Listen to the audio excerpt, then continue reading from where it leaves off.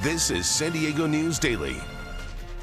I'm Monica Dean. Let's get right into your top local stories on this Monday. In less than an hour, the man who shot and killed two classmates at Santana High School back in 2001 could take the next steps towards securing his freedom. Charles Andy Williams was originally sentenced to 50 years to life, but back in January, a judge granted a resentencing under a state law that applies to people who were given long sentences when they were minors. That means Williams' previous sentence will be recalled and the case will be sent back to juvenile court, where he is not expected to be sentenced to more time. We spoke with survivors of Williams' rampage who say they're not comfortable with his potential re-entry into society. I wouldn't feel safe with him being out. I mean, if he doesn't understand why he did it, what keeps him from wanting revenge or finishing what he started that day?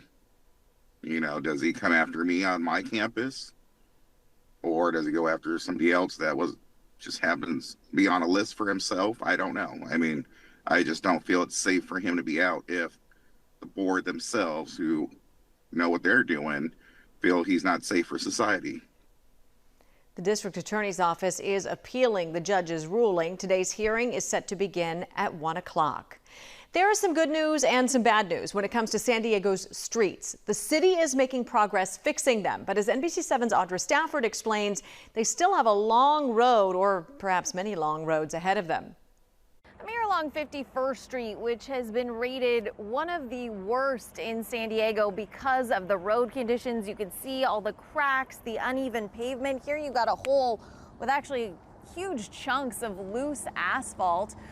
Over here you can see where crews have already started to dig it up to make repairs. Once they are finished, this should be one of the better streets in the city. 51st Street is getting a much needed makeover for the first time in decades. This street, 51st Street, has not had any activity, any maintenance over the past 40 years. And it has definitely been showing its age, scoring just 3.5 points out of 100 on the city's pavement condition index, which is why it was chosen for the city's latest curb-to-curb resurfacing project. This day is truly a day where these homeowners, where these residents can celebrate, because this impacts their quality of life. This project also marks a major milestone for the city's in-house mill and pave team. They've now completed a record 30 lane miles of San Diego's worst streets so far this year. Still, city leaders acknowledge there is much more work to be done. San Diegans, the worst road is the one in front of your house. This is a day for celebration and a day to commit to continuing to invest in repairing our roads going forward. From Emerald Hills, I'm Audra Stafford, NBC7. The mayor says the city's recently approved budget for the next fiscal year includes funding for improvements to another 300 miles of roads. This all comes as a new report shows just how poor road conditions are and how they're costing San Diegans annually a lot of money. A report by TRIP, a transportation research nonprofit, found more than half of the city's major roads are in poor or mediocre condition. The report also says deteriorating roads can hit your wallet, increasing costs for your car through repairs, extra fuel consumption, and added wear and tear. I don't know how many times I've had to do alignments because of potholes, but they come up, I don't see them, I hit them. I mean, suspension repairs, wheel repairs, it's expensive. I've actually had 2 transmission leaks because I hit the bottom on dips here in San Diego over the years. TRIP estimates San Diego drivers pay an average of $3,400 a year in operating costs, safety, and congestion issues. Chief Meteorologist Sheena Parveen joins us now with a look at your forecast. Hi, Sheena. Hi there. As we head through the afternoon today, we'll see sunshine inland. It's going to be a little bit warmer, close to the low 80s. For the coast, right around 73. Mountains will be in the mid to low 80s. Deserts right around 106. For tomorrow, though, we're going to be warming up a little bit more. Mid 80s inland, could see fog in the morning, gradual clearing to sunshine. Wednesday will be the warmest, around 87. This is also going to come with an increase in humidity, so you'll notice that tomorrow and Wednesday. For the end of the week, though, we're still in the mid 80s inland, and then over the weekend, we have a cooling trend, at least for part of the weekend. We'll show you that with your 10-day coming up. Thank you, Sheena. Neighbors in Claremont aren't happy about ADUs popping up in their neighborhood, and now they're taking matters into their own hands. That story coming up next. We are rolling. Your left, I'm sorry. Let's do this. Where do you get your information from? Well, definitely start with the local news. The reason why I love listening to local news like NBC, they give the facts. California families could feel they have a genuine interest, first as people and second as a news team. Because this is their community too. Sometimes the news isn't always fun. Bringing it to us every day in good and bad times is something that we rely on. Nice to have you with us. This is San Diego News Daily.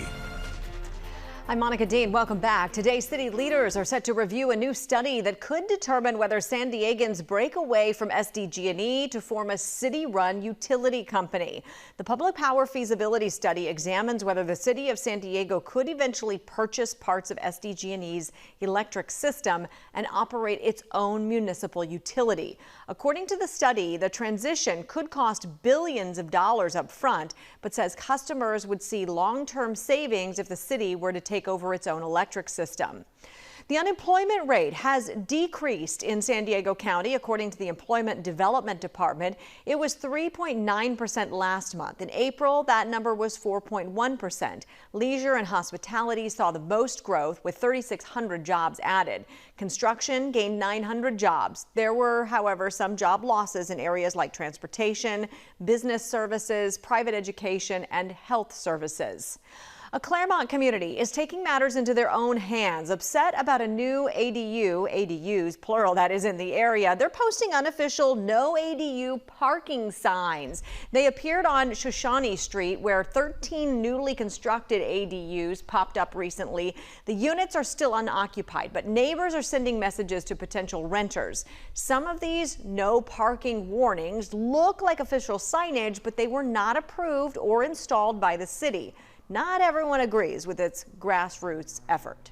Letting people know that you move here, you're going to have problem parking. It's not a threat. It's just a warning, like saying you don't have any parking. Parking is hard here. The ADUs that have already been built have already been built. So we need to be welcoming and accepting of the people who live here. And I don't think it's a good representation of our community to be exclusive in that way. Similar signage also popped up recently in Ocean Beach. The city is not planning any formal enforcement to remove them. We'll have a look at your workweek weather forecast right after this. On January 22nd, I got a phone call from my daughter. Rolling. All right. She said, "Mom, the water's already waist high," and we were all scrambling. There's been 2 wildfires that have come through. We were able to watch NBC 7, and we knew that as long as they were there, we were going to be okay. We're going to be here. We're going to keep an eye on things. Because of you guys, they acted. This is the source of all of this neighborhood's problems. Everything can be so unpredictable, and we rely on this coverage.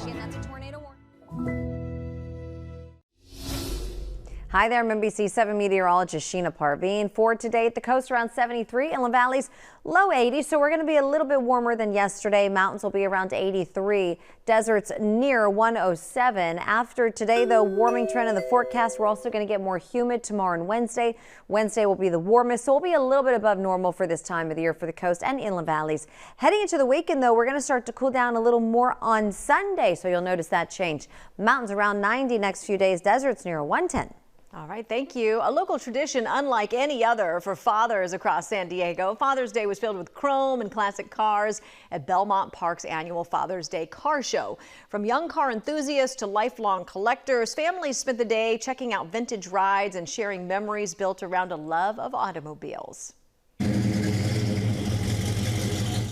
9-year-old Everett Smith and his dad Jeremy have attended the car show every year since Everett was a toddler. They say the show fulfills more than their love for cars. It's also a way to spend quality time together. I love cars a lot because they're really fast and I like the noise they make. And funny enough, I like the smell of gasoline. It's fun. It's just a nice bonding experience. We bought our baseball gloves and go play catch on the beach. It's just nice to have a day where it's just us having a good time and checking out the cars and keeping our tradition going like we've always have, and hopefully for years to come too. Very cool. Robert Fuentes from Chula Vista has shown off his 1941 Packard at the car show for the last 7 years. He says it's a full circle moment seeing other dads pass their love of cars on to the next generation. More coverage you can on at NBC7.com. Thanks for watching. Have a great day.